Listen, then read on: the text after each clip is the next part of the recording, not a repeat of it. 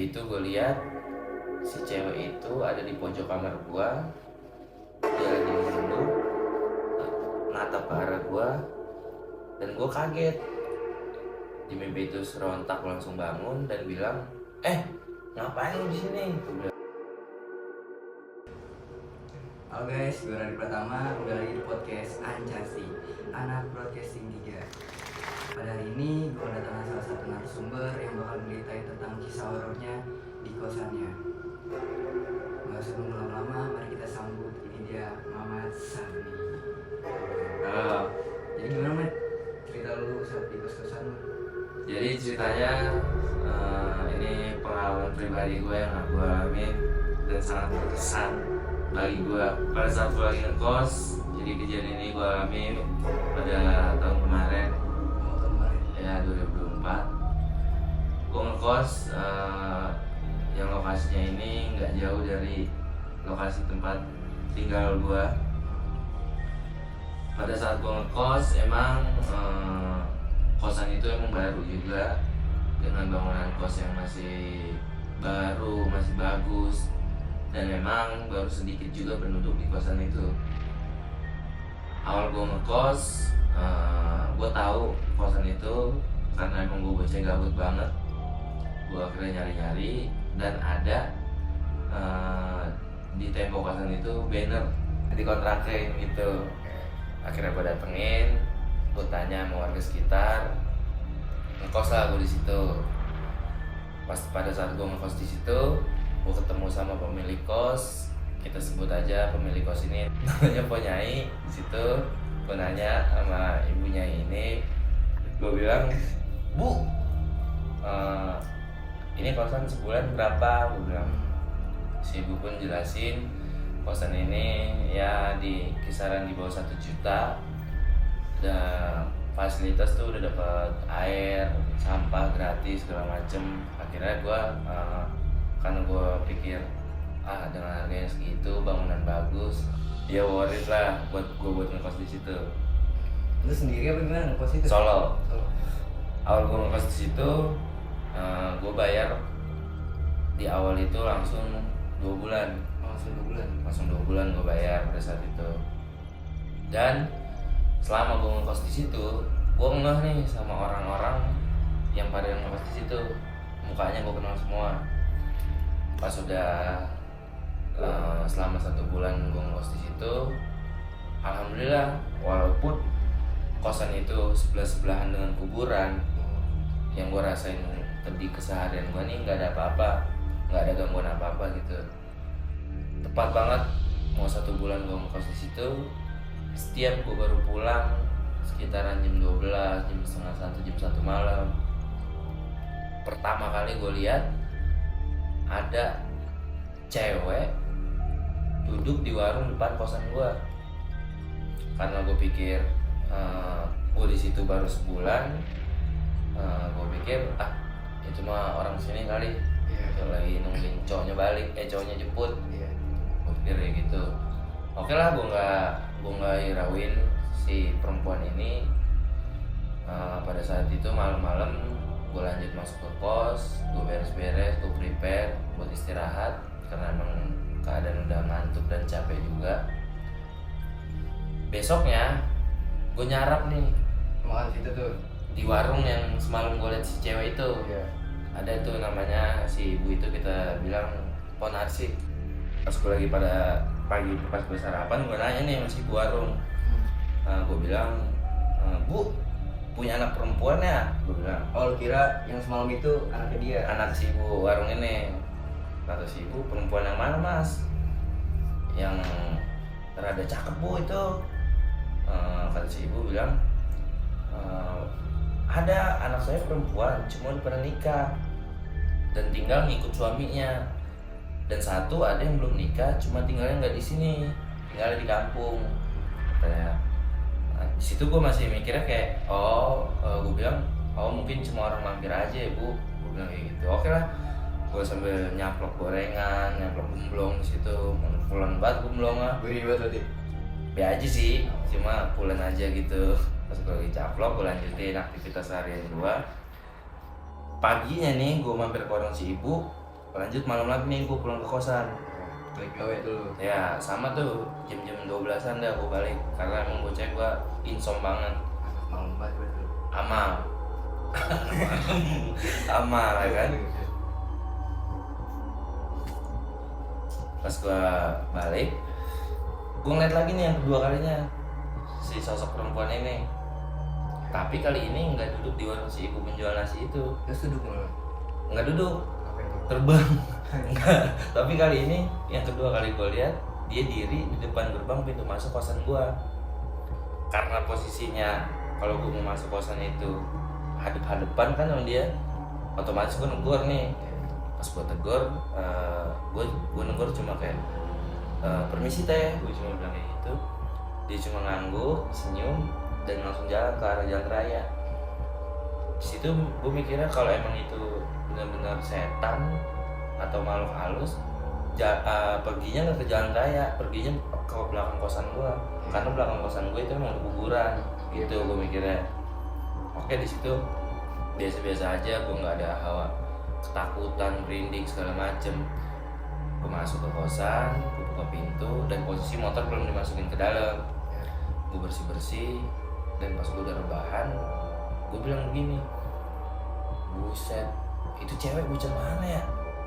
Dari kemarin kalau gue baru balik, nongol banget ya, mana tengah malam nongol lah. Emang anaknya bocah mana sih, kata gue. Kesianan, maksud gue nungguinnya jeger di situ baik, di depan kosan gue. Jedok bae situ. Jedok di situ baik. Nah, oke lah, gue nggak pikir gimana. Pas gue tidur pada malam itu malam Kamis atau malam Rabu kalau nggak salah dah. Pas gue tidur pada malam itu, gue dimimpi ini Siapa? sama dia. Ya, di mimpi itu karena emang bocahnya gue kalau tidur sukanya gelap banget. Cuma ada di kamar gue tuh dulu cuma ada lampu buat lampu ke atas doang, jadi penerangan juga agak sedikit. Di mimpi itu gue lihat si cewek itu ada di pojok kamar gue, dia lagi nunduk natap ke arah gue, dan gue kaget. Di mimpi itu serontak langsung bangun dan bilang, ngapain lu di sini? Gue bilang, karena gue mikirnya kan karena di kosan itu nggak boleh ada cowok cewek yang belum nikah. Ya, gue mikirnya pada saat di mimpi itu kalau orang-orang tahu ada cewek di dalam kosan gue, habis nih gue. Mikir begitu. Gue tegur kayak gitu, dan gue bangun dari kasur buat bukain dia pintu. Dia nyamperin gue dan bilang, saya ikut tidur di sini ya. Kata si cewek itu.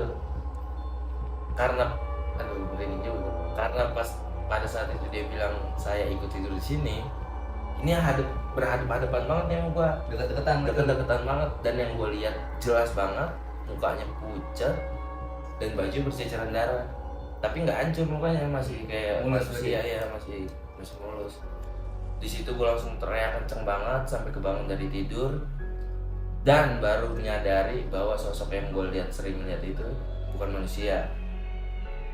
Paginya besok gue lanjut sarapan lagi di Pol Narsi ini, dan gue nanya, Bu, ibu benar nggak punya anak perempuan? Gue bilang, nggak ada mas. Emang kenapa? Masa lagi cari ya? Gue dibilang kayak gitu. Gue bilang, enggak sih bu, dari kemarin saya lihat ada sosok perempuan mulu bu, kalau saya lagi baru pulang. Gue bilang kayak gitu. Dan si ibu bilang, mas mohon maaf, sebenarnya saya mau ceritain ini dari lama, karena masih baru ngekos di situ, saya jadi nggak enak nih buat ngomongnya. Di situ jiwa gua makin penasaran, makin pengen tahu ada cerita apa di kosan itu. Akhirnya gue tanya nih sama si ibunya, sebenarnya ada cerita apa gue emang di kosan ini? Dan yang saya lihat dari segi kosannya nggak direnovin juga, dan bangunannya juga masih baru. Si ibu bilang, iya mas, emang bangunannya masih baru, dan ini baru direnov. Kosannya mah udah lama, kata si ibu, cuma baru direnov aja. Sebelumnya mas, kata si ibu, di kos pojok yang mas tempatin itu beberapa bulan yang lalu ada kejadian mas. Gue bilang kejadian apa bu? Percis di kosan yang pojok yang mas tempatin itu, di situ dulu ada perempuan mas. Ada perempuan, dia lajang masih belum menikah. Kejadian beberapa bulan lalu di situ di kos yang pojok mas tempatin itu gantung diri mas di situ.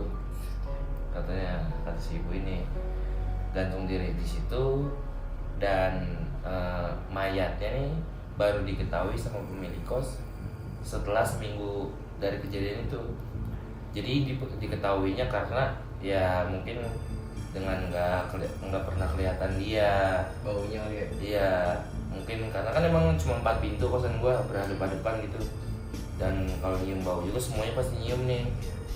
Mungkin dari sebelahannya atau depan-depanannya yang nyium bau itu nggak enak, akhirnya ngadu lah ke si pemilik kos. Pasti ketahui mayatnya katanya udah biru, udah pada bengkak, udah darah mulu, ya udah nggak layak kayak manusia lah gitu. Di situ gue lagi nyaplok gorengan, gue lagi nyarap lagi makan nasi uduk, dan si ibu bilang kayak gitu, gue langsung bengong dan mutusin buat ninggalin kosan itu.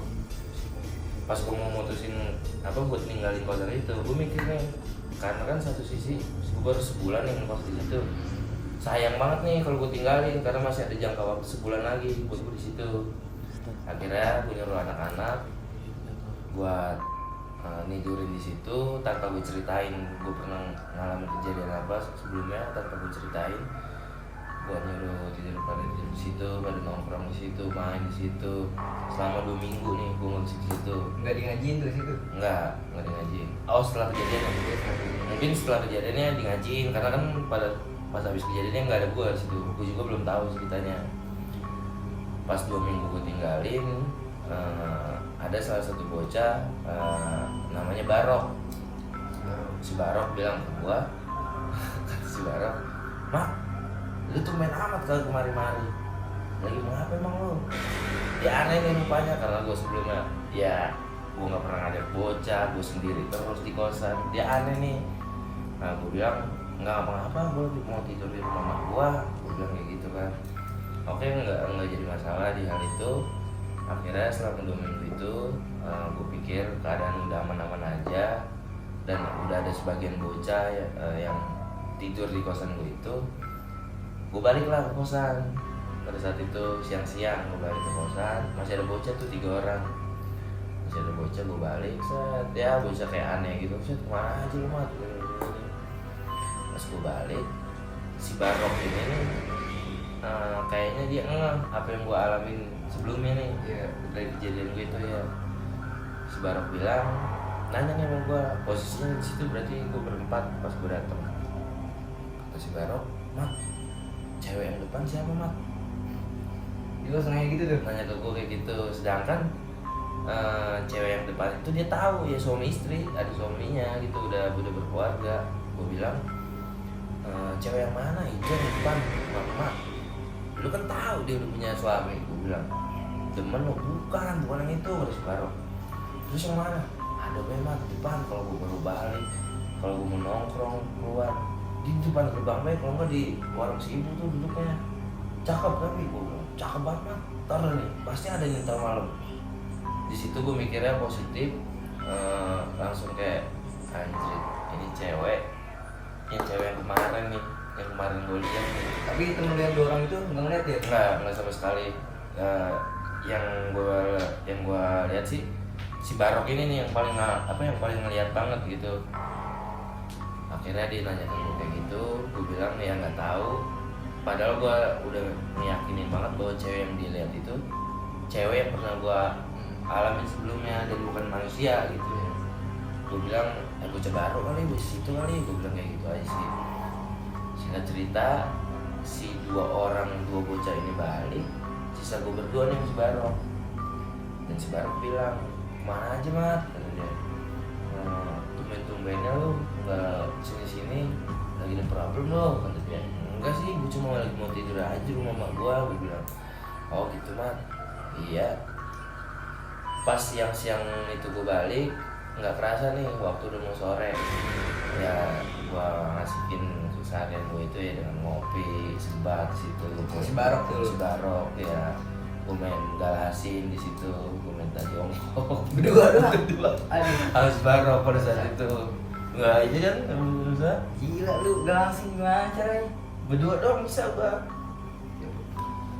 Nggak kerasa udah mau sore. Gua lapar nih. Apa lu? Lapar gua, ya ada tukang nasi di deket situ. Si ibu lagi. Bukan, ya banyak selain si ibu gitu ada tukang nasi di deket situ. Cuma gua nggak megang cash. Oke. Ya, ada pun ATM di situ harus keluar dulu emang. Lumayan jauh dari kosan gue itu. Akhirnya gue minta tolong si Barok buat ngambil uang nih ke ATM dulu. Baru ngambil uang ke ATM buat beli makan dan gue baru ngeh. Sehari gue di situ dan gue ngerasain baru semalaman di situ seharian. Gue baru ngeh nih kalau gue ngapa nggak ikut dia baik nih keluar. Iya. Sedangkan posisinya dia udah keluar. Pas di situ gue mikir anjir, gue ngapa kagak ikut dia baik keluar gitu ya. Masa iya ada lagi dia sosok yang itu. Oh lu pikiran kesana lagi tuh. Pikiran di situ lagi gue, posisi kan gue sendiri tuh di situ. Kagak ada kali. Selang beberapa menit, 7 menitan sebarang keluar, ada suara minta tolong di samping kuping gue bisa. Suara minta tolong itu kecil banget, tapi suaranya kayak nyanter banget tuh di kuping gue. Sedangkan gue posisi gue rebahan tuh sebelah gue emang kamar mandi, emang dapur. Dan gue ngiranya emang suaranya di kamar mandi. Suaranya kayak emang bener-bener orang kecekik gitu suaranya. Di situ gue langsung melotot, posisi gue lagi rebahan dan gue selimutan segala macem. Gue paksain meremin mata gue. Singkat cerita nggak lama si Barok nyampe nih. Suara-suara masukin motor, si tai nih kata gue. udah dateng. Si Barok masuk, dia bangunin gue ngeprak-ngeprak. Bangun madang tidur lo. Iya nih ngantuk banget gue bilang tanpa gue ceritain nih gue denger apa nih tadi. Dia buka nasi, dia baru nyampe dia buka nasi. Saya buka nasi, gue mau makan sama dia kan. Pas banget gue lagi makan berdua, suara minta tolong itu kedengeran lagi pas pada saat gue lagi makan. Si Barok langsung serontak bengong ngeliatin gue dan dia nanya, "Mat, kenapa?" Gue denger padahal gue pura-pura kayak kagak tahu aja. Apaan itu? Apaan sih? Gue bilang, itu minta tolong. Itu kali samping bininya kekunci. Gue bilang gitu. Tolong, karena kan emang gue doang nih yang belum berkeluarga di kosan itu. Kanan gue sama depan gue udah punya suami istri semua gitu. Gue bilang itu kali samping bininya kekunci. Gue bilang ya masa kekunci, tega amat lakinya ngunciin bininya, siapa yang tahu. Gue bilang gitu. Udah tuh nggak gimana si Barok nggak mikir kalau itu setan atau gimana. Nggak lu lihat juga tuh ke kamar mandi lu? Nggak gue lihat karena emang nggak boleh makan. Dan gue juga mikirnya pada saat itu kayak merinding, ketakutan. Kalau gue yang kedua kalinya soalnya dengar. Si Barok nih baru sekali nih dia dengar. Pas udah beres gue makan, gue cuci tangan, gue beres-beres buat tidur. Gue udah di kasur, si Barok lagi sebat dan dia lupa nih motor belum dimasukin ke kosan, ada di halaman gitu, di teras gitu. Gue bilang, "Rok, motor belum masukin Rok." Gue bilang, kata dia, "Oh iya Mat, lupaan gua, masukin dulu Rok." Dia mau keluar, dia mau masukin motor. Pas banget udah masukin motor, dia mau ke kamar gua. Nah posisi kosan gua tuh ada satu kamar. Kamarnya itu ada pintunya emang. Dia udah masukin motor, gua udah ke kamar gua. Pas dia mau rebahan nih, karena kan emang jendela gua pada saat itu belum ada, bukan hordeng jendela gua, kayak apa ya, kayak aling-alingan pakai kertas gitu. Oh iya. Dan transparan kelihatan, cuma buat cahaya doang gitu gua ngalinginnya. Pas dia mau rebahan dan kasur gua ngadep ke jendela depan, gua ngeliat jelas banget itu mah, munculnya nggak lama tapi gua ngeliat jelas banget sosok si cewek itu lewat dari kosan gue. Lewatnya keluar, jalannya keluar. Sedangkan di samping sisi kiri kosan gue itu nggak ada jalan emang langsung tembok. Gue bilang, Rok, kenapa Mat? Nyalain lampu Rok. Bilang sama dia. Dan itu gue udah mau tidur tuh. Dia, kenapa sih Mat? Anjing, gue bilang begitu. Lu amat. Nah pada saat itu baru dah tuh gue ceritain kejadian gue yang sebelumnya. Lu pernah ngeliat cewek di mana Rok? Gue bilang, oh iya lupa gue mau bilang sama lu. Tadi tuh gue ngeliat lagi. Kata si Barok. Pas dia keluar nih, pas nasi. Tadi gue ngeliat lagi Mat. Tadi kapan? Ini tadi pas gue pergi. Gue ngeliat lagi dia di depan tuh lagi diri baik. Gue rasa nungguin cowoknya dia Mat. Tolol banget cowoknya ya. Jemput malam banget kata dia. Aduh. Kesianan ya Rok, gue bilang kayak gitu. Iya kesianan gue Mat. Gue nih kalau jadi cowoknya nih, buset ya udah ngebut gue. Orang cewek cakep punya cewek cakep sih digituin kata dia begitu. Gue bilang ya coba Rok lu nganterin balik sono. Gue bilang mau kali diajak naik pakai sundung lo. Dia punya motor, emang motor tinggi banget. Gue bilang itu gue sebut emang motor galah. Motor galah. Oh, motor-motor yang nganterin ambulan gitu ya? Bukan, dia lebih ke rumput. Nganterin rumput. Dia buat nganterin rumput. Mau Mat, emang kan? Ya coba be, lu juga nyoba lo. Udah ketakutan dia nggak mau baik. Akhirnya pas cewek itu gue tanyain dia udah berapa kali melihat, wajahnya kayak gimana, tampilannya kayak gimana, dan dia ngejelasin tampilannya, mukanya, panjang rambutnya itu sama pisan emang cewek yang gue lihat sebelumnya. Tapi dia ngeliat bajunya mulus. Mulus apa berdarah dia ngeliat? Mulus, bersih, rambutnya panjang, mukanya putih, cakep gitu dia bilang. Dan baru gue ceritain pada saat itu, gue bilang, Rok, sebenarnya lu mau tau nggak gue selama 2 minggu kemarin kemana? Gue bilang. Dia bilang, kemana emang Mat? Iya lu nggak pernah tidur di sini kemarin. Kenapa emang? Lu ada kecot yang di sini, belum turun katanya. Berani banget dia. Dia mah banteng udah adu. Iya, berani banget bocah, parah nyaliin. Gue bilang kagak Rok, bukan begitu. Kemarin makanya gue nyuruh lu pada buat tidur di sini. Gue ngalamin kejadiannya Rok. Gue bilang kejadian apa Mat? Dia, si cewek yang lu sering lihat di depan itu bukan orang Rok. Hah? Serius lo? Kata dia. Terus siapa dong? Ntar dulu, gue bilang. Itu bukan orang Rok. Gue ngeliat sebelumnya. Gue malah berapa kali ditongolin. Pertama di warung si ibu, terus kedua di depan gerbang, sampai gue mau masuk dia ada, sampai dimimpiin gue malah. Nah mimpinya apaan Mat? Kata dia. Di mimpi itu gue lihat dia lagi duduk di sini nih, kan gue posisinya emang lagi di pojokan kamar gitu, berdua sama dia. Pas gue bangun, Si Barok di pojok tuh. si Barok di pojok. Pas gue tunjuk di mimpi itu dia di pojok sini. Gue bilang di sini pisan kan dia. Iya di sini pisan nih. Dia langsung geser tempat gitu. Takut tuh dia. Karena takut ya di sini pisan nanti ya. Gue bilang dia di pojok ini sambil nunduk dan natap ke arah gue. Rok, gue tidur sini Rok. Gue bilang dia ngomong apa Mat? Kagak ngomong pertamanya karena kan lu tahu gue tidur kagak suka lampu terang. Gue bilang dia cuma natap gue dan gue bilang ngapain lu masuk sini? Gue bilang begitu Rok. Pas gue bukain pintu nih Rok, bukain pintu ini, dia nyamperin gue Rok dan bilang begini, saya ikut tidur di sini ya. Dia bilang begitu Rok. Demi apa lu Mat? Dia bilang demi Allah. Gue bilang. Dia bilang begitu, saya ikut tidur di sini ya. Dan yang gue lihat pertama kali gue lihat si perempuan itu kan cakep ya Rok. Iya Mas, emang cakep, mana wangi banget lagi kan dia begitu. Enggak Rok, yang lu lihat mukanya putih, bajunya bersih, nggak ada apa-apa. Pada saat di mimpi itu yang gue lihat mukanya pucat banget dan bajunya darah semua Rok. Pada saat itu si Barok pun tahu dengan kejadian gue yang kemarin. Dan dia sedikit apa ya, kayak ya udah nggak betah juga lah buat di situ, karena yang dari 3 bocah ini yang nggak balik emang cuma dia doang nih. Yang gue betah juga di situ sampai badannya nempel sama tembok kosan gue deh man di situ. Nyetak lu. Saking lengketnya yang nyetak. Kacau kan, Aduh. kacau kan. Kacau si Barok ini. Terus udah nih gimana tuh?